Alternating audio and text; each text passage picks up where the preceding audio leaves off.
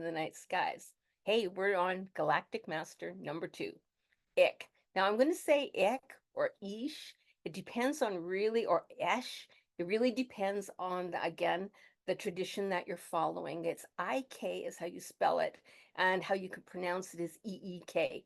So just to give you some insight on that. And remember, it's not wrote in stone. That's just how this particular lineage that I follow is operating. So Ik is the second galactic master, and it represents the number 2.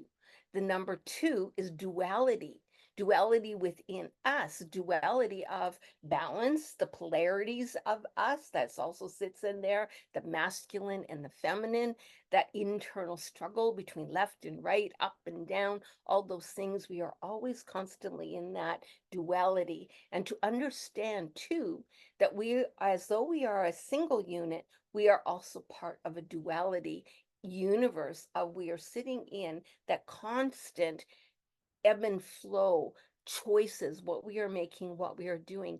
That is the whole essence of that number 2, the duality of the mirror self. That's all the duality. Okay, we're also representing the Divine Mother and the Father. That's the 2. That is that duality again. It also represents the color of translucent white. That is that beautiful iridescent, the essence self, the illumination and enlightenment. We've all heard those words used over and over. What that means is that's that holographic, beautiful energy, that translucent energy that allows us to ebb and flow, to go through all the galaxies, to understand that light above us, it internal light, the glow that we have. You ever see somebody go, "You are just glowing"? Yeah, they are, because that translucent light is just shining through. They're sitting in that beautiful energy, that essence of who they are. Ik is also represents the wind. So if you were to give Ik an actual, I guess, name or who it is the wind. It is the breath of life. It literally is that first breath as we breathe when we are born, and it is that last breath as we leave this world.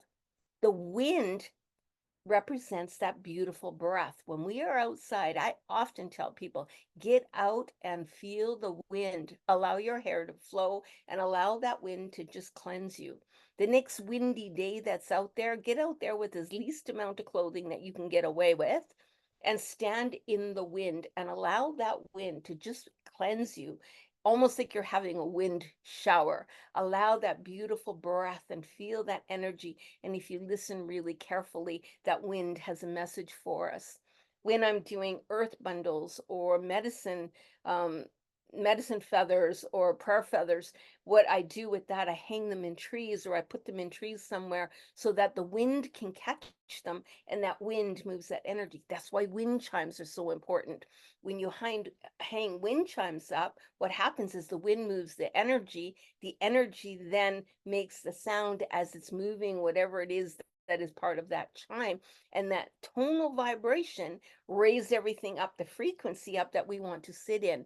That's why some wind chimes really call you, but other ones don't, because you know where your frequency is and follow the frequency. I probably have about 5 or 6 wind chimes out and about on the property, different places, and know that they are all a part of the universe of nature. One real cool wind chime that most people don't even think about is wood. It's called wood knockers. And if you take little pieces of wood, all different types of wood that you find in the forest, and you put a hole on them or you just wrap them up and you hang them up, when the wind comes, they go tick, tick, tick, tick, tick, tick, tick. As the wind is picking and knocking them around, they're called wind knockers. They're beautiful. And that was the very first wind chimes that people, humans, used to make. There are archaeological digs where they found these wind chimes and these wood knockers, and they're absolutely beautiful. The other thing is that it represents the second chakra, which is your sacral chakra. So if you sit in that one is where our rebirthing is. That is where our all these sexual organs are, that reconnection with self, with the universe. That is where we develop and where we become from that single strand. We now allow the duality, the two becomes 4, becomes 6, becomes 8, becomes that baby that is us as we are creating inside. Even our healing path begins that way. I start with that single thought. Maybe I need healing. And all of a sudden, whoa, I'm peeling back another layer. There's another layer to that, and another layer, and another layer, and another layer. And pretty soon, that little tiny healing that we were going to do becomes this great big healing of who we are. So allow that duality, that complex of just loving ourselves from the inside and the out. It is also the respiratory system. That's breath, right? Feel that. That's breath work. When you go to breath work, why is breath work so powerful? Because breath work wakes us up and it helps us get in touch with that DNA strand, that body trauma that is stored within the cells of our body, and allows us to acknowledge it and release it. That's breath work all in itself. I'm bringing up those memories. I'm allowing my body to feel it, and I'm allowing it to go out. In, out, in, out. That's that breath work. I've recently become a breath work instructor. It's kind of cool on that one. And I used to fight breath work.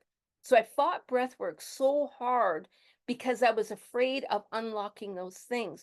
But when we sit in the beauty of breath work, we are sitting in the beauty of Ek, and allow that wind, that energy, and know that that galactic master is with us, supporting us right along with us, so that we can be the best that we can be within this breath of life, because breath is life.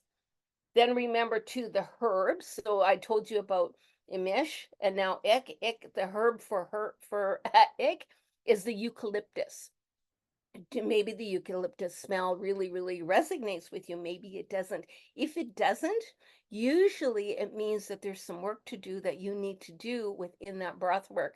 I found that, which is, this is what my own opinion is, but I found the smells that I didn't like were the smells that I needed, and to tap in what you really need. So I used to be very resistant to the smell of eucalyptus. But as I began the breath work, and as I began connecting all that breath of Ik and the teachings of Ik, I started to accept it and really like it. And now I will have it in random spots wherever I go. I will have eucalyptus. So that's also a really fun thing to put on your altars if you're doing an altar. And it's the Herkimer. So I have right here 104 Herkimers. And I faithfully, I don't know if you can see it, but little tiny ones inside there. And I faithfully wear it all the time. I very rarely ever take this off. I have that, and if anyone's asking, that's a Lemurian. But my Herkimers go everywhere I go. It is my protection. My Herkimers, actually, my energy gets so strong that my Herkimers actually melt. And I have cracked the glass in here twice now, and I've got other ones that I've got, and this is a memory. I think it's called memories. It's where you can put ashes of people inside a memory locket, if you will. And I put my Herkimers in there because they're nice and tiny and they fit in there perfectly. But there's 104. And if you go onto a mandala, a mandala has 104 beads. So it's the same principle of the number of 104, which is that connection to spirit, but is also a protection for me. This is my protection. When I don't have this, and I guarantee you, when I do not have it on, my energy runs amok.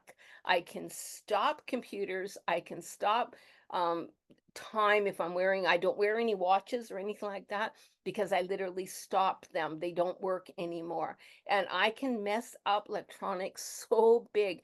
I'll make somebody's computer can be working fine. I'll be in the vicinity and suddenly it won't. So this Herkimer helps keep me grounded and pull my energy in. It's just a sign of protection for me, and it helps me stay within my body. So that's why I use it. But if you're going to set up an altar and you want all the different stones to represent each of the galactic masters, so remember, the garnet is a great one, or the bloodstone is the great one for Ish, or I'm sorry, for Imish, and this one is the Herkimer. It could also be a diamond, it could also be a quartz or a clear topaz. They all work the same. But for me, the Herkimer is just called. So that's why I use the Herkimers. What else can I tell you? I think Imish or Ik is probably one of my favorite Galactic Masters. However, it was also the one that I used to run from. So understand the energy of breath and how important breath is to us. Do some breath work. Just get out there and breathe if you do nothing else. Just allow yourself to breathe. Get into some meditation. Get into that beautiful energy of breath, and then allow your body to move with your breath, because remember, breath is life. Okay, I hope this is Karen, Grandmother Dances in the Night Skies, and I hope you enjoyed my teaching on Ish. Or Ick. Here we go. Ick, Ish. Okay, bye bye.